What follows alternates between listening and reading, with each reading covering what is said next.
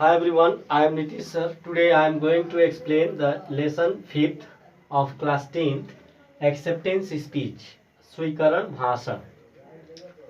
तो सबसे पहले हम लोग इंट्रोडक्शन जानते हैं, लेसन का परिचय।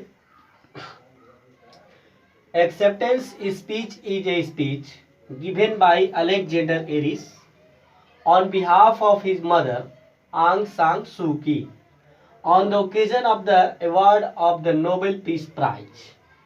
एक्सेप्टेंस स्पीच स्वीकरण भाषण एक भाषण है जो अलेक्जेंडर एरिस द्वारा दिया गया है।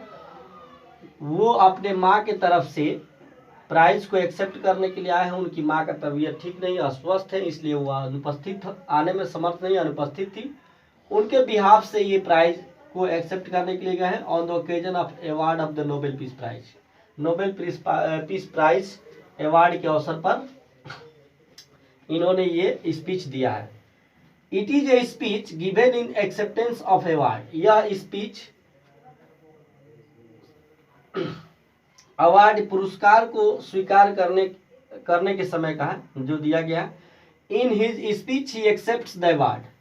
वो अपने भाषण में एक्सेप्ट करते हैं अवार्ड को, not in the name of his mother, अपने माँ के नाम पर नहीं, but in the name of people, लोगों के नाम पर, जनता के नाम पर, वह बर्मा देश के लोगों के नाम पर, मेन वोमेन एंड चिल्ड्रेन, पुरुष स्त्री और बच्चों के नाम पर, who made their sacrifice for cause freedom struggle, जिन्होंने अपना त्याग किया है फ्रीडम स्ट्रगल के लिए।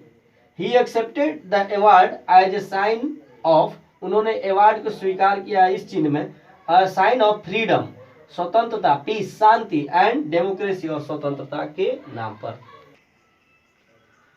National league for democracy achieved its victory in Burma.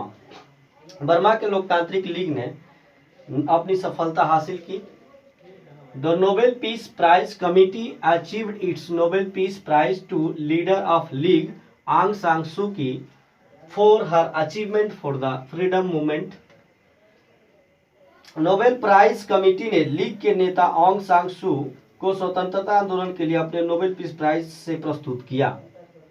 As Mrs Aung was indisposed on occasion of prize के अवसर पर मिसेज ऑंग जो है अस्वस्थ थी। Her giving day her son Alexander Aris, उनका बेटा अलेक्जेंडर एरिस ने रिसीव्ड द अवार्ड को रिसीव किया ऑन बिहाफ, उनके तरफ से, एंड गेव हिज एक्सेप्टेंस, अपना स्वीकरण प्रदान किया, फॉर इट, इसके लिए। एड्रेसिंग द अवार्ड कमेटी को संबोधित करते हुए ही कन्वेड हिज मदर्स सेंटिमेंट्स, उन्होंने अपनी माँ की भावनाओं को व्यक्त किया और अपना धन्यवाद भी।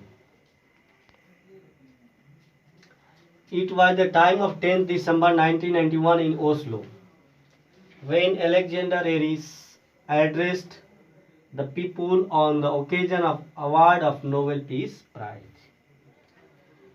यह ओस्लो में 10 दिसंबर 1991 का दिन था जब अलेक्जेंडर एरिस ने नोबेल पीस प्राइज के अवसर पर लोगों को संबोधित किया।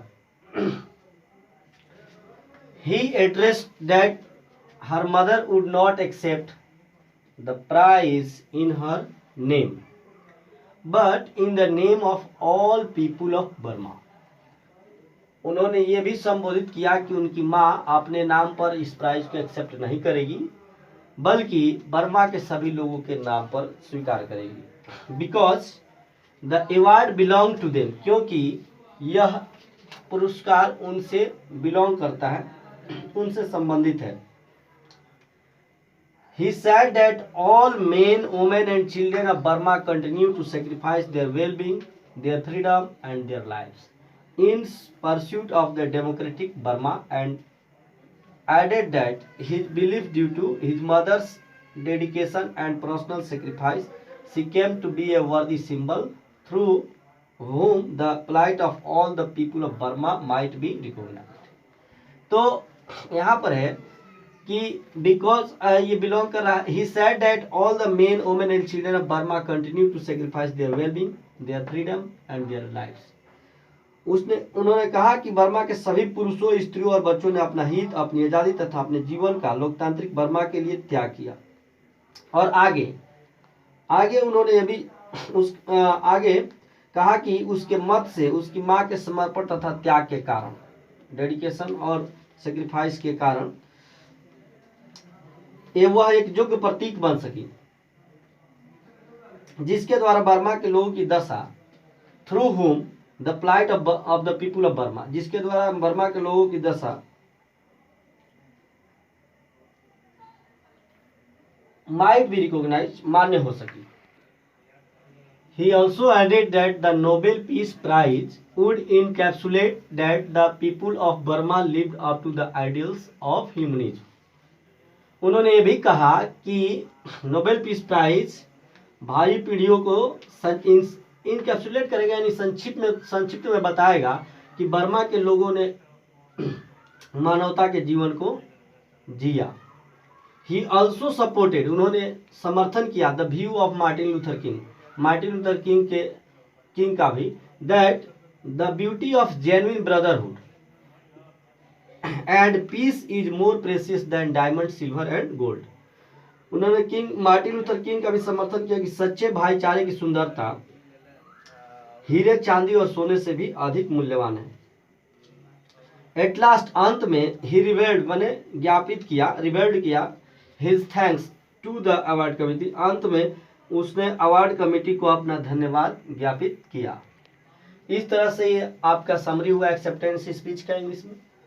आशा है कि इस चैप्टर का व्यू कुछ समझ में आपको आ गया होगा, और जब कोई भी चैप्टर आप समझ लेते हैं तो किसी तरह से प्रश्न आए तो उस प्रश्न को आप समझें और तब आप उत्तर दें, कोई बड़ी बात नहीं है। जब स्टोरी माइंड सेटअप हो जाता है ना, तो कोई भी क्वेश्चन हल करना आसान हो जाता है। तो एक तरह से स्टोरी का ये सेटअप है, ग्राउंड बताया गया कहाँ तक है, और मुझे आशा है कि ये वीडियो आपके लिए यूजफुल होगा। अगर थोड़ा भी लगे कि यूजफुल है तो जरूर लाइक करें, शेयर करें, सब्सक्राइब करें। हैव ए ग्रेट डे, आपका दिन शुभ हो।